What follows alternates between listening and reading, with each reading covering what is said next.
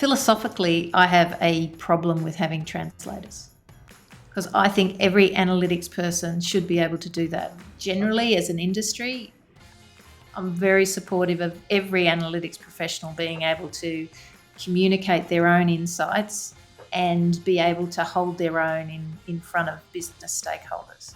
The thing that draws you into the story is the passion that they have for the story.